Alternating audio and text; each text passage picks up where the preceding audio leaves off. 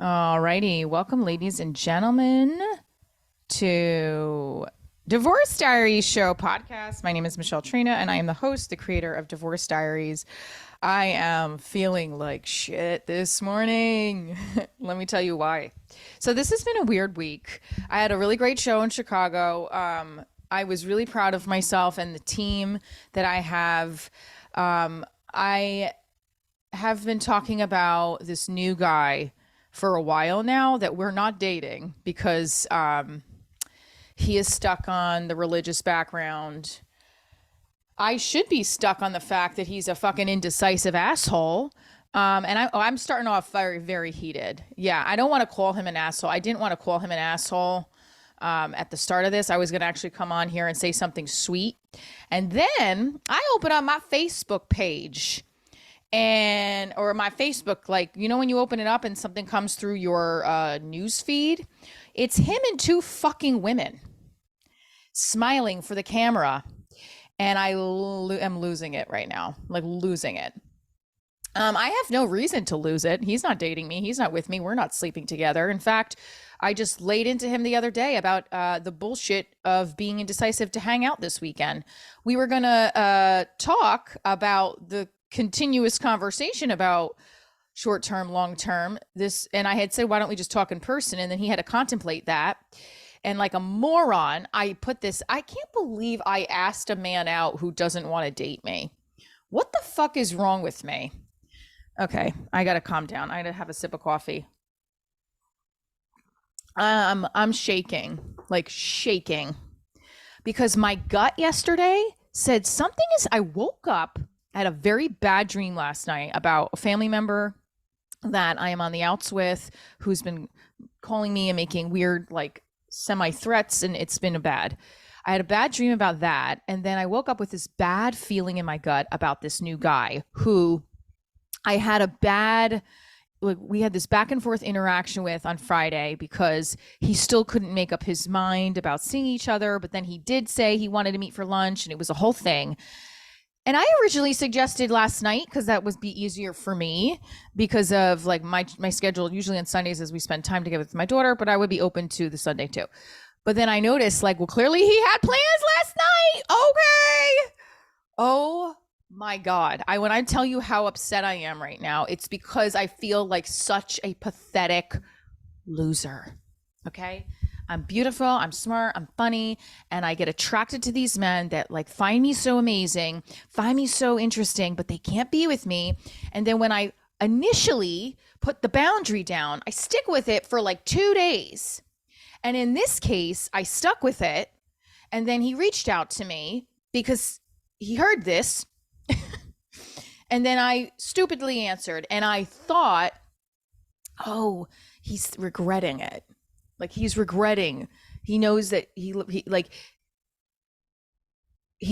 knows that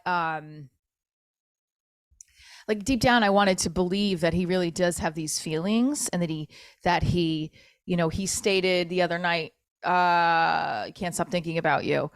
I want to believe that, but my gut's telling me to not, because he clearly has already been talking to other women in the last, and he can. Hey, I even said that to him. I'm like, I don't want to like find out that you're with someone else when I'm freaking talking to you like this, that would hurt me. He's like, well, same thing could happen to you.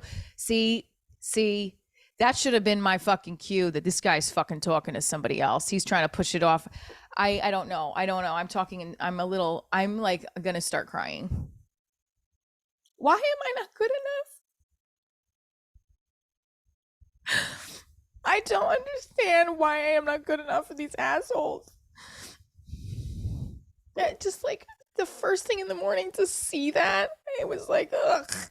And after this whole week of me going back on my word, I texted it a happy Thanksgiving, because a couple days before that is when he called me. And I just stupidly thought this guy like actually did care, but he was so stuck internally on this whole religion shit, and he just doesn't. It's such a fucking piece of bullshit.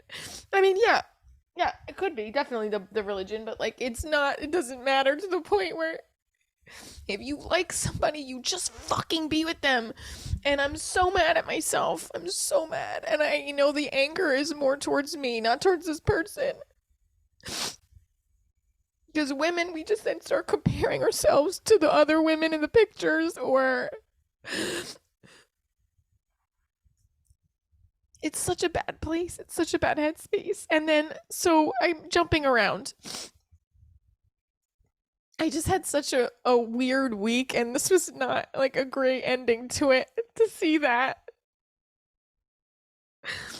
Okay.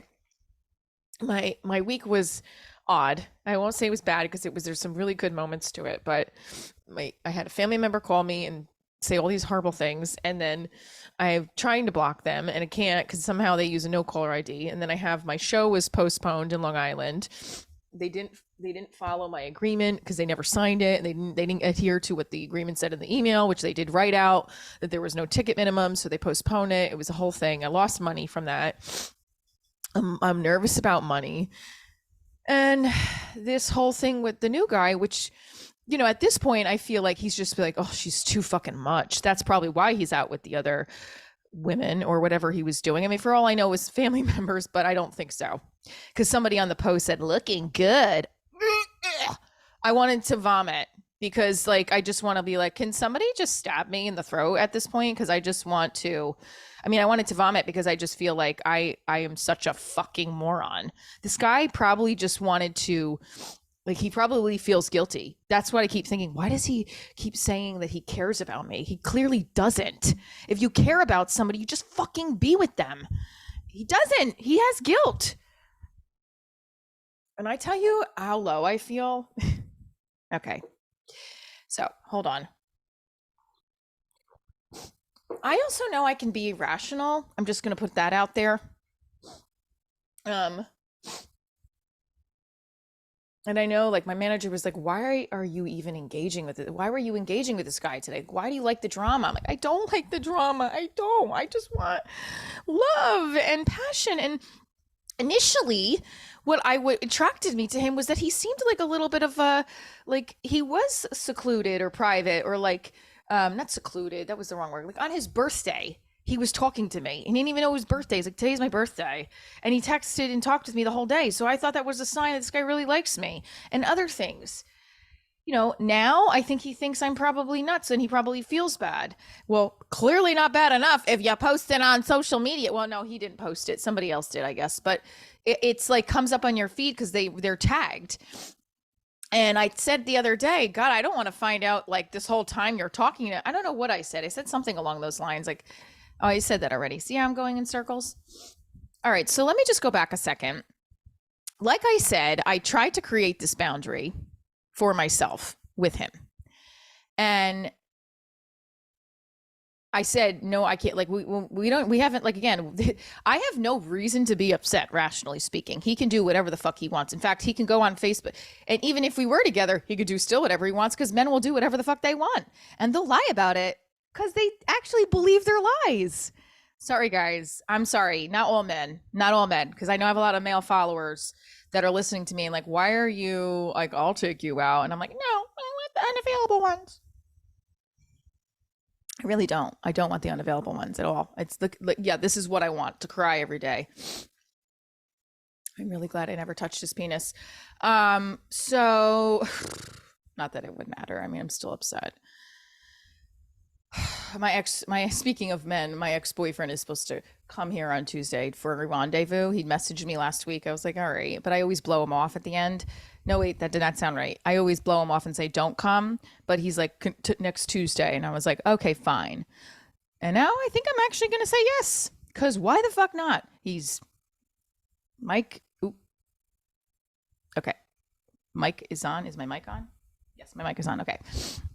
Hey, the cop is hot.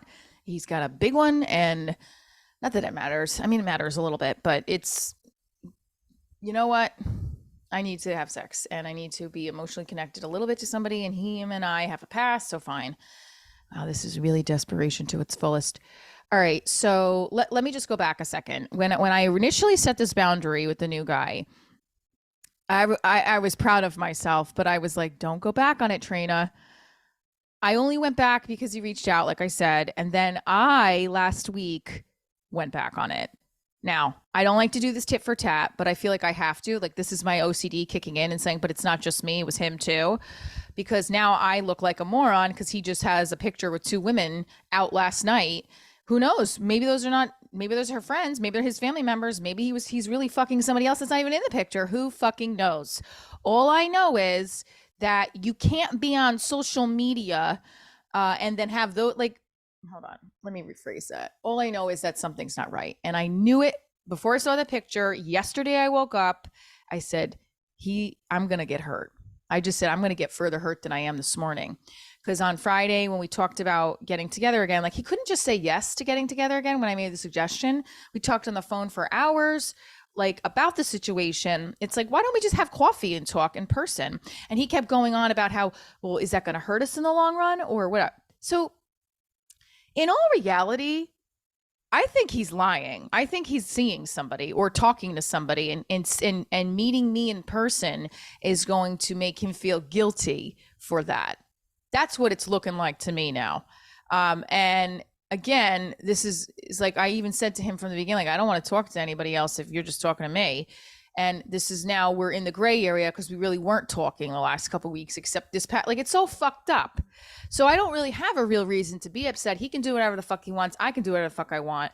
But I have had these lingering feelings for our chemistry and connection together. And I thought they were reciprocated. But I woke up yesterday after him and I talked all throughout Friday, and the roller coaster of talking on Friday was nice to angry. Then he offered to do something nice for me with my dad's death he was offering something that was very sweet regarding my dad's honor. My dad will have passed 3 years ago next Monday. And he brought this thing up, which I thought was super sweet and amazing. And, you know, if you want to honor someone's father with them, that means something. Am I wrong? Like, that is sacred and that is special, regardless of the label that you are with them. So I took that personally and I was like, wow, okay.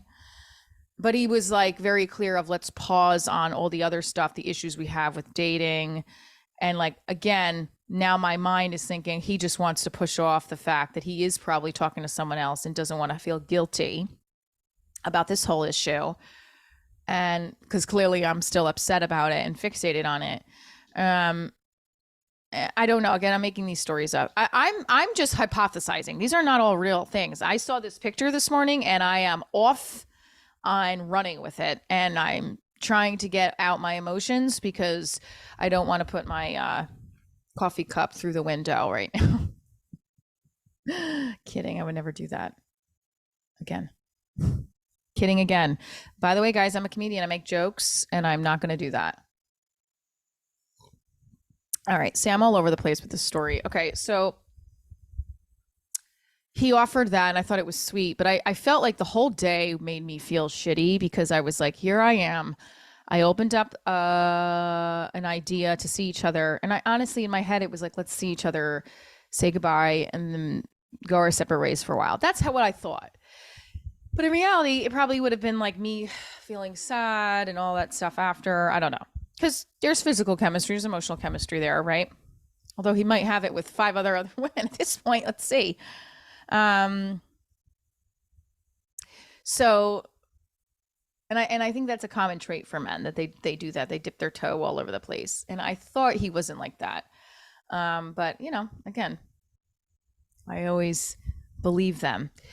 So, because I want to see the good in people, and I just, that's a stupid thing. I should never believe them. I try, but so again, like he offered that, and I thought it was sweet because a lot of men, when I overreact or when I'm a little like emotional, they're like, they run. Some of them don't. Some of them really like it because they're turned on by it. But those are the ones that I usually don't want for some reason. So he offered that, and he was telling me how he texted me how he's like, I really, because I apologized. I was like, well, because I was getting pissed off. Oh, I had said, don't contact me ever again. He's like, I've been respecting your wishes. You've been contacting me. And that was a sucker punch, right? Because it's like, bitch, you a fucking stalker. That's how it makes you feel. But in reality, and then I had to go back and say to him, no, you contacted me first, technically 2 weeks ago. And then that started the ball running. So let's really go back to the messages. Michelle, you need therapy. Okay. So, and then I said on the voice note, I'm like, but it doesn't even matter. It doesn't matter. Like, I don't want to be in this place. And like, it's so difficult for you. And I can't let go of the fact that it's so difficult for him because he doesn't want to be with me. Like, I won't let that go for some reason because I kept hearing, but I can't stop thinking about you. But, like thinking that he did mean those things. But again, Michelle, you should have just stuck. And I think, again, this is all me being angry with the fact that I didn't stick with the original boundary, which was I don't need to talk further. And I didn't stick with it. I'm an idiot. That picture is depressing that I saw on Facebook. I want to throw up and cry. And I hope I'm overreacting. But even if I am overreacting, that's another reason why people don't want to be with me. So, I guess I'm playing the victim again, huh? I don't know. I feel so shitty inside from this. I have a lot of things to not feel shitty about, but now this has kind of punctured the mood. So the sentiment of my dad, is special. And I miss my dad a lot. I love my mom, and my mom's still here. And like sometimes I don't feel like I'm cherishing those moments as much as I should be because I get stuck in things like this, or I'm worried about money right now. And like, I'm trying not to worry about money, but money is a thing. And, obviously my child is in the forefront, but she's been doing well, but like, then there's things that you think, okay, am I neglecting something that I should be looking at more? Is she on the screen too much? Is she not doing enough social emotional learning? Those things start to kick and play. And like, I am very thankful that I'm finding all this out now.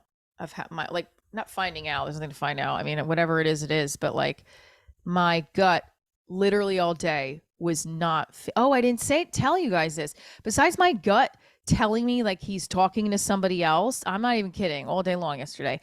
And then this picture popped up and I knew something last night. I was like, I bet you did motherfucker out on a date tonight. Michelle who? And again, very much well, I could have done the same thing. I mean, but like, I don't want to, first of all, because I'm just over it. Like when stuff like this happens, it shoots me out the game for like a long time. Like I don't want to, it's like almost on purpose. The universe does not put anyone in my, although no one's really been in my line of vision. I don't know. The rabbi that I'm gonna have him on again. He texted me this week and he's like, just so you know, I'll have to cut this if he doesn't want me to say it because I'm gonna ask him first. But he's like, just so you know, when you were in LA, I wanted to bang you. And I was like, well, I would have, boo.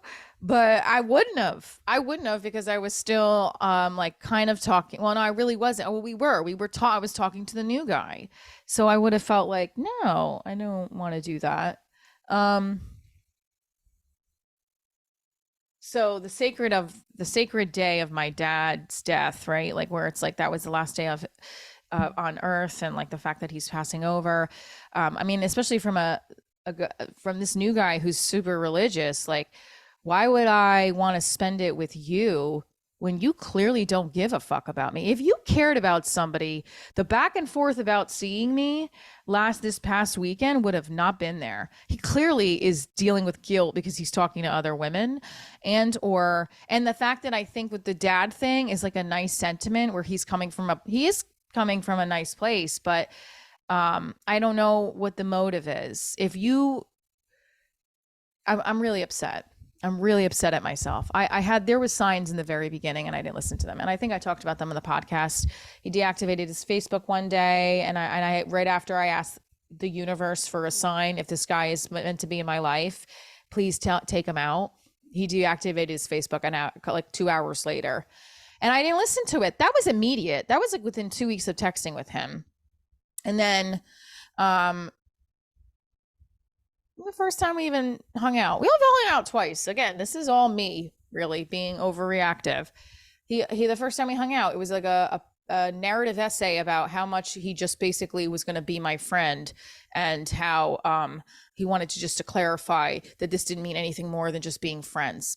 Because my pussy is so repulsive to people that it's just friends. Well, fuck ya, but we can't stick with ya.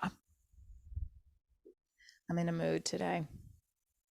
Um, I got a text last night from one of my friends, Dan. And when I was feeling low, I wasn't feeling low. Oh, and sidebar, yesterday I couldn't find my house keys or my car keys. I had to search throughout hours, and I was almost late to my gig in the morning. I had to use my spare car key, my spare house key. I was crying. I was like, oh my God, this was because Friday night I was going back and forth on Messenger with this guy, being distracted by another fucking unavailable man that doesn't want to be with me, that's trying to placate me. I don't know if placate's the right word. It's just appeasing me because he feels guilty, whatever the fucking thing is. I'm going back and forth with a guy I shouldn't, and getting distracted. And sure enough, I finally found my car keys and my house key yesterday deep in the garbage, because I was not paying fucking attention, because I was talking to a guy who won't give me the attention that I deserve. And again, you hear the anger in my voice. It's really at myself. I'm really mad at myself. I'm looking at this like I'm a fucking nut job. Like, I love when people say they're, oh, wow. I love when people say they're a private person and then they post stuff like that on Facebook right after telling me they can't be with me. Makes me feel super. I guess, well, no, I guess he didn't post it. I'm so sick to my stomach. He'll probably block me if he listens to this at this point. And I was thinking of blocking him because I can't look at stuff like that. That's like, are you kidding me? Because it makes me feel like I was never special to somebody that I liked. Or like when you first connect with somebody, and I'm trying to delve into this reason of why I get so hung up on it and why I can't let it go and say that's his loss. Like, that's what I'd love to be able to do. I say, well, good for him. That's not my problem. I don't want somebody in my life like that that's going to run out with two women. Well, I mean, again, we're not dating, so it doesn't matter. It's just the whole thing doesn't make me feel good. It makes me feel very less than, especially because I lost my cool a little bit the other day, and I opened up the gates and I made the fucking suggestion to hang out, and he couldn't even say yes or no. And then I see a picture on Facebook he's out with two women. Oh my God. Or a group of them. Who the fuck knows what they're doing? So sick. Feels so disgusting right now with myself. I know that this is a lot. I'm a lot, but I don't know. There's somebody out there, for what it's worth, that maybe parallels me. I keep thinking like, wow, the guy who finally comes along, that's my life partner, which may just be my vibrator. But if a man does come along that serves the purpose as a life partner with me, like, he's going to be so amazing, because I'm really taking a lot. I don't know. I just feel, it just goes back to the feeling of like, I'm not good enough. I'm going to take a break for a second. We'll be right back. All right, as you can hear, my printer's going while I finish this episode. I'm not feeling great today from all of this. I think mostly because I went back on my word and I didn't keep to a boundary that I think the universe was trying to test me again, or not even just test me, just trying to, yeah, maybe test me. Like, I did it again. I got myself hurt, and it's how I feel about myself right now. I feel low. I feel like I'm not valuing myself. I think that Like I do it in business. I take pride in getting up every morning and working hard at my show and my job, even if it's teaching or performing. What bothers me is that like I have not been getting up at 5 this last week. I've been sitting in bed feeling depressed. I hate using that word because I'm not. I don't label myself as a depressed person, but I have depressive moods, and we all do, right? It's been a struggle because I've been thinking about the situation with this new guy or the lack of situation and the fact that I was rejected again and the fact that money is low and that I have a family member who won't leave me alone and it's also making my mom it is making another family member concerned and I'm just a lot of things floating in my head. Obviously when your gut tells you to get out of a situation or that something's not what it seems, I knew that I was like dreading the moment I was it was gonna be revealed. Now there's nothing really revealed here because okay, great, the person can do whatever he wants. He's not with me. He's not really lying or doing anything wrong, but it seems like he's kind of full of shit. That if not full of shit, but like I guess that's how I kind of feel right now. And I feel like I feel like I'm a pity party, and I don't want that. I just want a guy. That's what initially attracts me. These guys, they are look at me in awe, and then by the end of the relationship or the friendship or the fucking acquaintanceship, they are tiptoeing backwards, regretting ever tapping me on the shoulder because I've lost control. Um, and I don't want to show that side of me. I don't think I lost control. I just think that I stupidly went back on my word and started to lose control because his opinion on the situation was never going to change. I'm talking in circles. What do I want to say in conclusion? Because I'm probably, I don't know if I'm going to regret putting this. I'm not going to regret it. I wanted to come on this morning because this is what my podcast is about, sharing my daily diary. I'm going to start doing episodes that are for subscription based only. So you'll get even a daily podcast episode, but you got to buy it's $2 a month. But that's why you're going to get a daily glimpse into my life. It's going to be, I think we're going to do like 5-minute episodes for the daily ones and then the longer ones on Sundays. But not all the Sunday episodes will be like some of them will be subscription based and some of them won't. So you'll still, if you can't swing the $2 a month, you can still listen to some of the podcasts. I have the Divorced Rabbi coming back on. I have my girl Gina coming back on or coming on for the first time. I have Stone and Stone. They're two really funny comics that I'll be interviewing. I'm really excited. I don't know how to end this because I don't want to let this distract my entire day, and I feel like it's going to. I don't even know if he's gonna like. My fear is this guy is gonna reach out to me and just cancel next week before and say like, hey, I have I'm talking to somebody and it's not fair to you. Like this is where my brain is going. My brain is going down a rabbit hole of he's going to tell me he's talking to someone and is going to block me out of his life or something. I don't know what's wrong with me, but this is where I'm going down a rabbit hole and I'm trying to run away from getting further hurt. I don't get it. Why is it when they meet me, suddenly these things happen?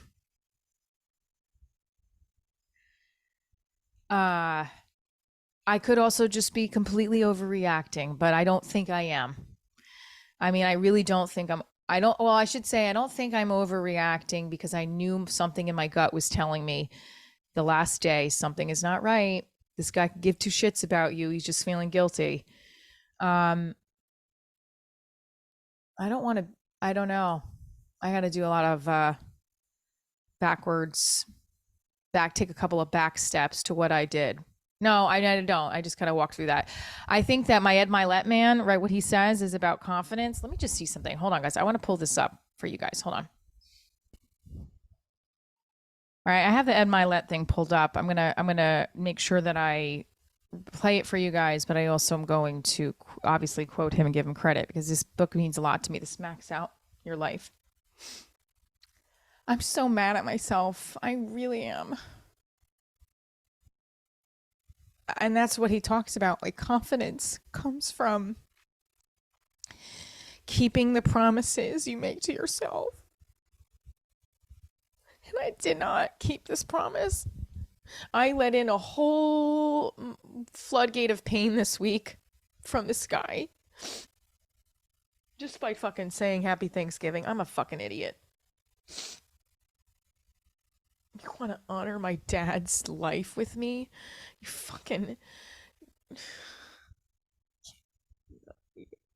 imagine why these men, I am attracted to them. There's nothing attractive about hurting somebody.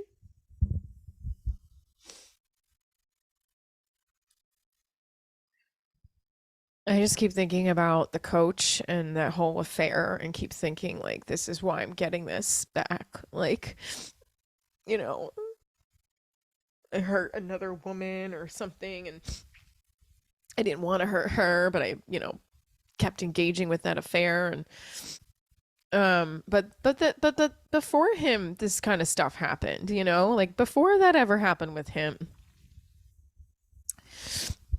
Um okay, let's see if I can play it, guys. Before I go to bed, I try to take a warm sauna bath. No, wait, that's not it. Chapter 4. Max out your confidence. Yeah. Changing your identity and gaining winning confidence. Yeah.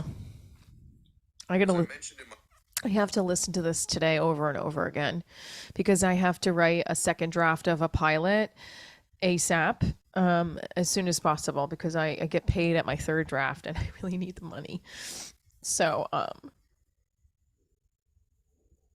just don't want this to take me out for the rest of the year. Like, I don't want to not enjoy Christmas and my shows because I feel so less than from this whole situation that I put myself in.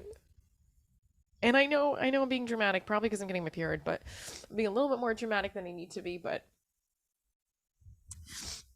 I just like didn't want to see that picture this morning. It just knocked me down. All right, let me see if I can find it. Hold on.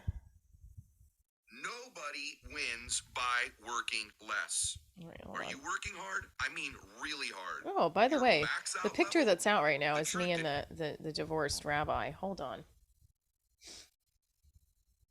Their opinions. All right, here we go. Ready? The truth is, people aren't thinking about you because they're thinking about what you think of them. Yeah. Don't be dominated by people's thoughts, opinions, or judgments. Reactive. Work hard for your own approval or God's approval. Those are the only ones that matter. Create a life that satisfies you. That's important because I don't know if I can include this because it's his voice and stuff, but like I'm creating a life that satisfies me through my show. This is everything to me. Coming on here to talk about this is my happy place. Watching Golden Girls last night with my daughter is my happy place. Those things satisfy me. Engaging with a guy for longer than I should have, who doesn't want to be with me, not satisfying. Not taking action towards somebody that's like I was talking about the family member that I could just take action and go file a complaint or whatever. If do it, just do it. It's your life and you need to take control of it, Michelle. If you are emotionally dependent on other people's approval, you will always be captive in a prison controlled by others. All right, I found it. To overcome those insecurities, struggle and lose, because I've consistently built a habit of keeping the promises I make to myself. I trust I can achieve the goals I set. I expect to achieve them. The very foundation of my confidence comes from this. People who win are confident. People who struggle and lose lack confidence. If you don't think you're the best, how can you ever become the best? You've got to believe in yourself, and that comes down to having confidence. Develop your confidence by keeping your promises to yourself. What's your identity? Our self-confidence, or what we believe we are worth, equals our identity. So, keeping the promises that you make to yourself. I think that's why I struggle with confidence sometimes, is that I don't keep those promises with men and I let those boundaries go. I also, do let my emotions get the best of me. I don't know if I started off very upset. I am still just upset with myself. And upset that I have to even see that on social media because, like, it's just not been a great week. I mean, it's been a good week. Like, I had a great kid show yesterday. I don't like to say that it's not been a great week because it has, but I was stuck on this producer guy for like a year about how we were friends for 4 months and we had this romance, and like I know that I'm most disappointed with how I reacted when I came home from LA because I allowed him to get the better. I allowed the rejection or him not being able to be with me or whatever it was to get the best of me and take it so personally, as opposed to looking at it like, this is great because he's not meant to be with, like, he's not good for you. I can't do that for some reason. This situation was different because we never slept together. We didn't even like, this was very different. I just felt like I am fixated on the fact that, damn, I thought this was even more different. And I guess I really like hearing when men say they can't stop thinking about me or they like me or all this. I like that. I like the attention. And then when they flip and do kind of like a 180 or there's some barrier, it just makes me fixated on why, you know? I don't know. I'm not,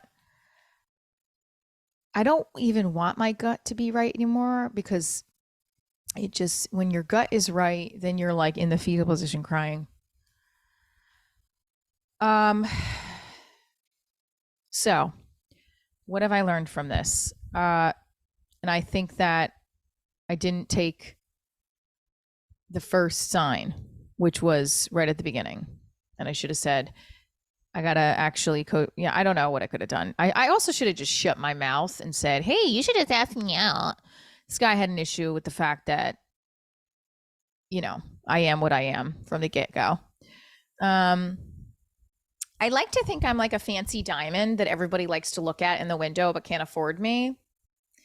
Like I could never buy a $10 million ring. I can't commit to that. That's what I am for men. Let's leave on that note. Let's put it up on a high pedestal for myself. I know my father's looking down at me and going, "You gonna fucking go with that schmuck on the anniversary of my death? What are you, nuts?" That's what my dad would have said. He'd be like, "Are you fucking kidding me? This guy don't know what he's doing. He's fucking lying to you, or he's a fucking shooch." Or my dad would have been calling me the chooch for fucking engaging with him. I always like to try to see the best in people, even though this podcast may seem like I'm kind of ranting about it. I like to see the best in people. I like to believe people. But, I really do have an intuitive side that I've been tapping into more and more. That's really, God, it's fucking weird and eerie and it's right. And I don't know. I hope that you do come see the show, the Divorce Diaries show live this New Year's Eve. And also I have one coming up on January 14th in Morris Plains. And my manager, he got me a commercial audition, which I did yesterday, and he booked me in Utica for February. So I'm really excited. I'm going to be up in Utica performing for Fat Cats again, February 24th and 25th. I loved performing there. Utica was my jam. I felt really at home with those people and the crowd. It was good. So there's that.